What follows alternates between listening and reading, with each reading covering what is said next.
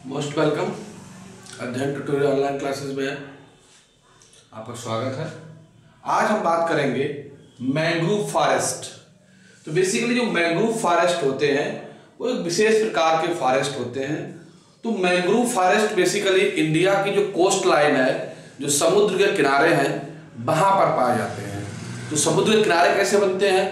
Plane से, हिमालय से या अन्य जगह से निकलने वाली नदियां जब समुद्र में गिरती हैं तो वहां पर एक डेल्टा बनाती हैं, ऐश्वर्य बनाती हैं। तो एक ऐसा दलदल एरिया होता है जहां पर पानी भरा रहता है और वहां पर सॉइल भी रहती है, लेकिन कम गहराई वाला एरिया होता है। तो वहां पर जो प्लांट पाए जाते हैं वो मैंग्रोव फॉरेस्ट कहलाते हैं। तो वहां पर जो बेसिकली जो डेल्टाज है, तो डेल्टा और ऐश्वर्य जितनी भी है वो कोस्ट लाइन एरिया में ही पाए जाते हैं, जो नदियां बनाती हैं। तो नदियां जहां से निकलती हैं वो उद्गम स्थान कहलाता है, और जहां पर समुद्र में मिलती है वो डेल्टा या ऐश्वर्य कहलाता है। तो इंडिया में भी बहुत सारे डेल्टास और ऐश्वर्य हैं जो मैंग्रोव फॉरेस्ट को डेवलप करते हैं। तो उनमें जो पाए जाते हैं प्लांट वो मैंग्रोव प्लांट या मैंग्रोव फॉरेस्ट एरिया कहलाता है। तो वहां पर जो प्लांट पाए जाते हैं बेसिकली उनमें कुछ स्पेसिफिसिटी होती है, कुछ विशेषता होती है जो बाकी प्लांट से, बाकी मैंग्रोव प्लांट से अलग होते हैं। बाकी जो हमारे नॉर्मल फॉरेस्ट होते हैं वो मैंग्रोव प्लांट से अलग होते हैं। जैसे प्लेन में फॉरेस्ट पाए जाते हैं, हिल्स पर पाए जाते हैं, इन सभी से जो मैंग्रोव का एरिया होता है एक स्पेसिफिक इकोसिस्टम पाया जाता है, और वहाँ जो प्लांट पाए जाते हैं वो भी स्पेसिफिक होते हैं। बेसिकली जो मैंग्रोव एरिया में जो प्लांट पाए जाने में उनमें कुछ विशेषता पाई जाती है। पहली विशेषता क्या होती है कि जो डेल्टा का एरिया होता है, समुद्र के किनारे का जो एरिया होता है, वहां पर सॉल्ट कंसंट्रेशन ज्यादा होती है। उसके बाद मिनरल्स है और दूसरे मेटल्स हैं जिनकी मात्रा बहुत ज्यादा होती है। तो उस एरिया में ऐसे प्लांट ग्रो करते हैं जो सैलिनिटी के प्लस टॉलरेंट होते हैं, उनके ऊपर कोई उसका असर नहीं पड़ता है। तो उस एरिया में हमेशा क्या होता रहता है, टाइडल आते रहते हैं, सुनामी आती रहती है, तूफान आते रहते हैं, और हमेशा एक पीरियोडिक लेवल पर स्टॉर्म्स भी आते रहते हैं। तो इन सब से लड़ने वाले, इन सबको टॉलरेट करने वाले प्लांट वहां पर ग्रो करते हैं। तो ये प्लांट ही हमारे वहां पर मैंग्रोव प्लांट्स, मैंग्रोव फॉरेस्ट कहलाते हैं। दूसरी विशेषता क्या होती है, चूंकि वहां पर क्या होता है कि हम देखेंगे नीचे की, और वहां फॉरेस्ट एरिया जो होता है उसमें विशेष प्रकार की कुछ स्पेसिफिसिटी पाई जाती है। जैसा हमने बताया कि जो जहां पर फॉरेस्ट ग्रो करता है, जो डेल्टा लाइन होती है, वहां पर बेसिकली क्या होता है, सॉइल के अंदर सॉल्ट कंसंट्रेशन ज्यादा होती है, बहुत ज्यादा होती है, और इतनी ज्यादा होती है कि वहां पर जो नॉर्मल रूट है वो मिनरल्स और वाटर को अवशोषित नहीं कर सकती, एब्जॉर्प्शन नहीं होता है, और नॉर्मल सीड है वो भी सॉइल में जर्मिनेट नहीं होगा। तो इन सबके प्रति जो वहां प्लांट रहते हैं उनमें एक विशेषता पाई जाती है जिसके प्रति सर्वाइव करते हैं। पहला क्या होता है कि वहां सॉल्ट कंसंट्रेशन का जो नॉर्मल रूट थी वो काम नहीं करती है, तो प्लांट के आसपास एक विशेष प्रकार की रूट्स पाई जाती हैं जिन्हें रेस्पिरेटरी रूट्स कहते हैं या निमेटोफोर्स कहते हैं। ये ऐसी रूट्स होती हैं जो जियोट्रॉपिकली नेगेटिव ग्रोथ करती है, नीचे से ऊपर ग्रो करती है, और इनमें क्या होता है कि ये इनमें छोटे छोटे छिद्र पाए जाते हैं। ये वाटर लेवल और सॉइल लेवल से ऊपर होती है। तो ये क्या करती है, ये ऑक्सीजन को अवशोषित करती है, ऑक्सीजन को अवशोषित करती है जो नीचे तक जाती है, तो जिससे क्या होता है कि जो साल्ट कंसंट्रेशन वो कम हो जाती है, और वहां जो नॉर्मल रूट है उसके वाटर और मिनरल्स को अवशोषित करने के लिए मीडियम डेवलप करने का काम करती है।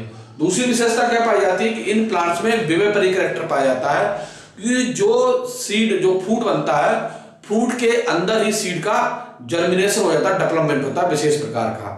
तो जब तक उस फ्रूट, जो प्लांट पे लगा फ्रूट है, जब तक प्लांट डेवलप नहीं हो जाएगा, जर्मिनेट रूट और स्टेम डेवलप नहीं हो जाएंगे, तब तक वो नीचे नहीं गिरता है। जब यहाँ पर देखोगे कि प्लांट पूरा डेवलप हो जाता है फ्रूट पे लगा, फिर वो नीचे जाके गिरता है और सीधे ग्रोथ स्टार्ट कर देता है। तो विवेपरी कैरेक्टर्स में विशेषता से पाई जाती है।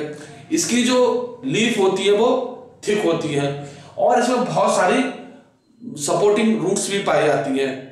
तो इस एरिया में बेसिकली जो प्लांट पाए जाते हैं वो हार्ब श्रब पाए जाते हैं, और एक विशेषता में ये होती है कि ये दोनों condition, up stream and down stream.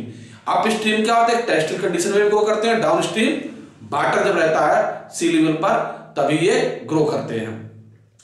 तो ये बहुत ये जो मैंग्रोव प्लांट कम्युनिटी है ये वर्ल्ड की एक यूनिक प्लांट कम्युनिटी होती है, बहुत ही सेंसिटिव और फ्रेजाइल होते हैं बेसिकली ये।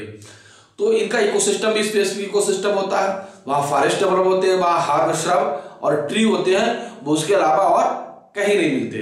तो देखा जाए कि जो इंडिया में मैंग्रोव फॉरेस्ट बेसिकली पाया जाता है वो पाया जाता है Gujarat, Orissa, Tamil Nadu, West Bengal, Andaman Nicobar and Kerala and जो भी हमारे तटीय राज्य हैं उनमें पाया जाता है। तो अब इनमें जो पाया जाता है तो जो इंडिया में टोटल जो मैंग्रोव फॉरेस्ट पाया जाता है वो टोटल वर्ल्ड का 7% इंडिया पाया जाता है, और इंडिया की टोटल कोस्ट लाइन है वो 8% जो है वो मैंग्रोव फॉरेस्ट से कवर्ड है हमारा। और टोटल एरिया जो मैंग्रोव का है वो 4445 किलोमीटर स्क्वायर जो है, जो भी सैटेलाइट के द्वारा जो भारतीय वन सर्वेक्षण देहरादून के द्वारा जो सर्वे हुआ उसमें रिपोर्ट किया इतना हमारे यहाँ कवर्ड एरिया मैंग्रोव फॉरेस्ट का है। अब जो मैंग्रोव फॉरेस्ट है वहां उस मैंग्रोव फॉरेस्ट में स्पेसिफिक एनिमल्स रहते हैं, स्पेसिफिक प्लांट होते हैं, और वहां का जो नेचुरल हैबिटेट है वो भी नेचुरल अलग होता है, एकदम टोटल अलग से अलग होता है। तो इंडिया में जो सबसे बड़ा हमारा पाया जाता है वो गंगा का है, सुंदरबन का डेल्टा। सुंदरबन का डेल्टा जो बेसिकली इंडिया और बांग्लादेश में पाया जाता है। दूसरा जो डेल्टा बनता है हमारा गंगा ब्रह्मपुत्र को मिला के बनता है, ये भी इंडिया बांग्लादेश में पाया जाता है। उसके बाद हमारा महानदी, गोदावरी, कृष्णा, ये नदियां मिलाकर भी एक बड़ा सा डेल्टा बनाती है। तो सुंदरबन का जो मैंग्रोव फॉरेस्ट है वो बेसिकली इंडिया का लार्जेस्ट मैंग्रोव फॉरेस्ट है और वर्ल्ड में सेकेंड फॉरेस्ट है। इसके अलावा साउथ इंडिया में पिच्चावरम, चिदम्बरम के पास एक मैंग्रोव फॉरेस्ट, बड़ा मैंग्रोव फॉरेस्ट पाया जाता है, साउथ इंडिया का मेन मैंग्रोव फॉरेस्ट है। तो दूसरा ये करते क्या, इसकी इंपॉर्टेंस क्या है, तो बेसिकली अगर देखा जाए तो मैंग्रोव फॉरेस्ट है जो हमारे जितने समुद्री तटीय इलाका है तो वहां पर क्या करते हैं, सबसे पहले तो चारों तरफ पाए जाते हैं। तो ये जो सुनामी आती है, स्ट्रोम्स आते हैं और समुद्र की लगातार जो ऊंची ऊंची लहरें आती हैं उनसे जो हमारा है कोस्टल एरिया को प्रोटेक्शन प्रदान करते हैं। और दूसरा सॉइल कंजर्वेशन का काम करते हैं, इरोजन को रोकते हैं। इनके चारों तरफ कोरल रीफ पाई जाती है, वहां स्पेसिफिक एनिमल्स पाए जाते हैं, उनको कंजर्व करने का काम करते हैं। एटमॉस्फेयर को कंजर्व करते हैं, पोल्यूशन को कंट्रोल करते हैं।